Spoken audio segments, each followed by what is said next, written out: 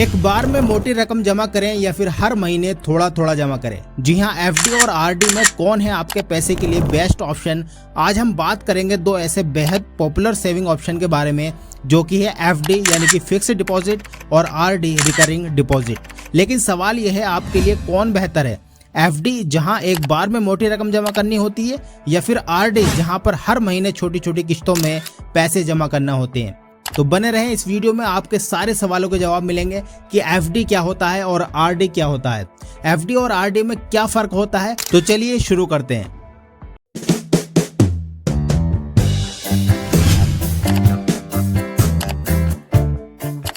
तो सबसे पहले हम समझ लेते हैं कि एफडी क्या होती है और आरडी क्या होती है, क्योंकि एफडी और आरडी का अगर हमने डिफरेंस समझ लिया, इसकी परिभाषा समझ ली, तो ये प्लान समझना बहुत ही आसान हो जाएगा। तो सबसे पहले हम बात कर लेते हैं यहाँ पर एफडी की, कि एफडी क्या होता है। एफडी जो होती है उसको बोलते हैं हम फिक्स डिपॉजिट। इसकी फुल फॉर्म होती है फिक्स डिपॉजिट, यानी कि एक फिक्स अमाउंट से आप एफडी कर सकते हैं। फिक्स डिपॉजिट में आप तय रकम को एक बार में बैंक में जमा करते हैं और एक फिक्स समय के लिए जमा करते हैं। यानी कि आप कुछ अमाउंट, एक फिक्स अमाउंट होता है वो आप बैंक में जमा कर देते हैं और फिक्स टाइम के लिए उसको जमा करते हैं, जिसका रिटर्न आपको मिलता रहता है। उदाहरण के लिए मैं आपको बता देता हूँ।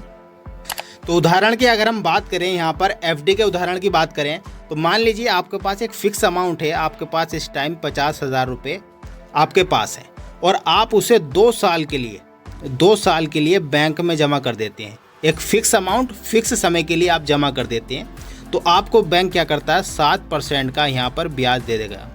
हर साल आपको 7% का ब्याज देगा और ब्याज देने के बाद में जब आप 2 साल के बाद उस अमाउंट को निकालोगे तो 2 साल के बाद वो अमाउंट हो जाएगा आपका 57,500 रुपये।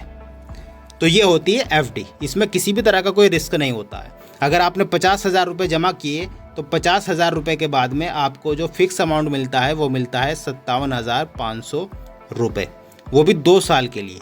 तो इसकी परिभाषा ये हो गई कि आपने एक फिक्स अमाउंट जमा किया फिक्स समय के लिए और आपको 7% का ब्याज मिला और 2 साल के बाद आपको रिटर्न मिल जाता है। इसको बोलते हैं एफडी। और इस पर आपको मिलता है फिक्स ब्याज, जैसे कि अभी मैंने बताया। तो जो बाकी सेविंग अकाउंट से ज़्यादा होता है, अगर आप सेविंग अकाउंट में अपना पैसा रखते हैं तो उससे ज़्यादा होता है, उसमें लगभग 5.5-6% आपको ब्याज मिलता है। लेकिन अगर आप एफडी करा लेते हैं तो आपको 7% ब्याज बैंक देती है। और ये किसके लिए होता है एफडी की, अगर हम आइडियल परिभाषा समझे कि एफडी किसको करानी चाहिए, तो उनको करानी चाहिए जिनके पास एक साथ बड़ी रकम है, यानी कि जिनके पास एक बड़ा अमाउंट एक साथ पड़ा हुआ है, तो उनको एफडी कराकर रख देना चाहिए। ये बहुत ही अच्छा रिटर्न आपको देता है। अगर हम वहीं बात करें आरडी की, अगर हम बात करें तो आरडी को हम बोलते हैं रिकरिंग डिपॉजिट। इसकी फुल फॉर्म है रिकरिंग डिपॉजिट। तो रिकरिंग डिपॉजिट में आप हर महीने एक तय रकम जमा करते हैं। इसमें हर महीने आप एक रकम जमा करते हैं, बिल्कुल कैसे, जैसे आप ईएमआई भरते हैं किसी भी चीज़ की। अगर आपने मोबाइल लिया, फ्रिज लिया, तो आप ईएमआई उसको हर महीने पे करते हैं। तो इसी तरीके से आरडी में भी आपको हर महीने एक फिक्स अमाउंट जमा करना होता है। उदाहरण के लिए मैं आपको बता देता हूँ। तो अगर हम आरडी की बात करें तो आरडी में मान लीजिए आपने कहा बैंकों की मैं हर महीने 2,000 रुपये की आरडी करता हूँ, तो आपको हर महीने 2,000 रुपये जमा करने होंगे बैंक में। और वो आपने कहा कि मैं 2 साल तक इसको करता हूँ। 2 साल तक आप हर महीने 2-2 हज़ार रुपये करके डालते हैं और आपके 2 साल में लगभग 48,000 रुपये बैंक में जमा हो जाते हैं। अब बैंक उस पर लगभग ब्याज लगा देता है 7% का, तो आपको 2 साल के बाद लगभग 52,500 रुपये की रकम वापस मिल जाती है। तो इसको बोलते हैं आरडी। आप एक साथ जमा ना करके हर महीने आपने 2-2 हज़ार रुपये जमा किए और 2 साल तक की आपने टाइम लिया कि 2 साल तक मुझे आरडी चलानी है, और आपके 48,000 रुपये उसमें जमा हो गए। और 48,000 जमा होने के बाद में आपको 52,500 रुपये की रकम ब्याज सहित आपको मिल जाती है। तो आई होप आप समझ गए होंगे कि एफडी और आरडी में ये फ़र्क होता है। तो चलिए आगे बढ़ते हैं। वहीं अगर हम दूसरा पॉइंट देखें तो हर महीने पैसे जोड़ते जोड़ते एक अच्छा खासा अमाउंट आपका बन जाएगा। जब आप 2-2 हज़ार रुपये करके उसको जोड़ेंगे, 2 भी कर सकते हैं, 3 भी, 4 भी, जैसी आपकी एलिजिबिलिटी है उस तरीके से अगर आप जोड़ेंगे तो आपका कई साल के बाद एक अच्छा अमाउंट बन जाता है। और आइडियल क्या है इसका, कौन कर सकते हैं इसको, ये उनके लिए जो हर महीने थोड़ा थोड़ा सेव करना चाहते हैं, यानी कि जो जॉब वाले हैं, जो दुकानदार हैं, जो मज़दूर हैं, अगर वो चाहें तो थोड़ी थोड़ी अपनी महीने की रकम जमा करके इसको एक बड़ा अमाउंट बना सकते हैं। उनके पास इकट्ठा नहीं होता तो वो एफडी ना करके आरडी में उसको इन्वेस्ट कर सकते हैं। तो चलिए अब आगे बढ़ते हैं। अगर हम एफडी के फ़ायदे की बात करें तो ब्याज दर सेविंग अकाउंट से काफ़ी ज़्यादा होती है। जी हाँ, सेविंग अकाउंट में लगभग 6% ब्याज मिलता है, वहीं इसमें 7-7.5% का ब्याज आपको मिल जाता है और यह रिस्क फ्री होता है। इसमें किसी भी तरह का कोई रिस्क नहीं है, आप बेझिझक होकर एफडी कर सकते हैं। वहीं एक साथ बड़ा अमाउंट निवेश करने पर आपको ज़्यादा फ़ायदा मिलता है। जब आप एक साथ बड़ा अमाउंट डालते हैं और जमा करते हैं तो आपको 7% का ब्याज लगाकर काफ़ी पैसा आपको मिल जाता है। वहीं अगर हम आरडी के फ़ायदे की बात करें तो धीरे धीरे सेविंग करना आसान हो जाता है।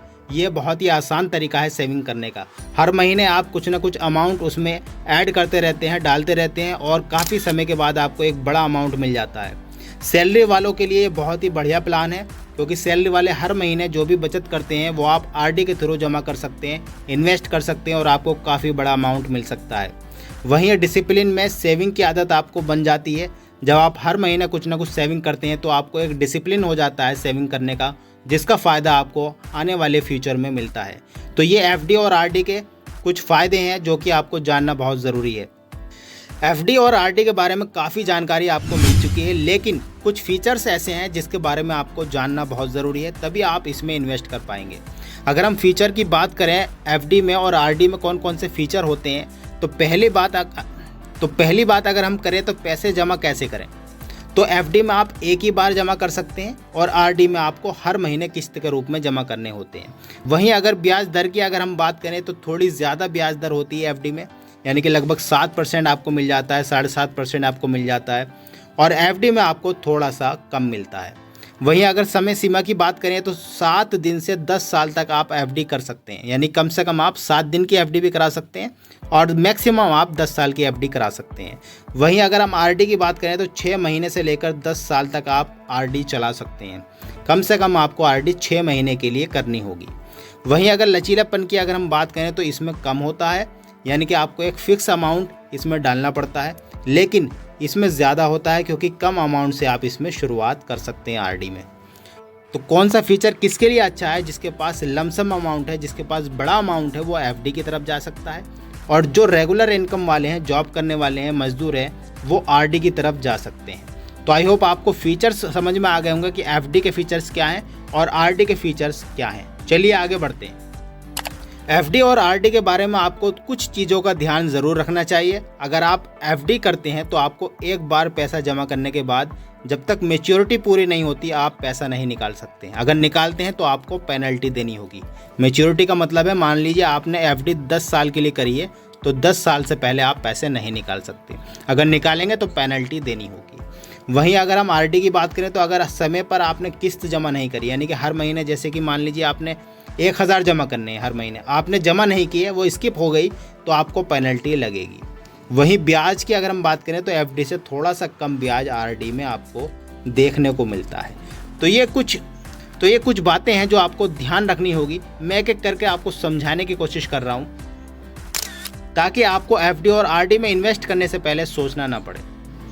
तो बहुत से लोगों का ये सवाल होता है कि एफडी और आरडी में से हम कौन सा चुनें, कौन सा हमारे लिए बेस्ट होगा। तो वीडियो को लास्ट में हम आपको ये भी क्लियर कर देते हैं। अगर हम बात करें, अगर आपके पास एक बार में बड़ा अमाउंट है, अगर आपके पास ज़्यादा पैसे हैं तो आप एफडी आपके लिए बेस्ट रहेगा, आप एफडी कराइए।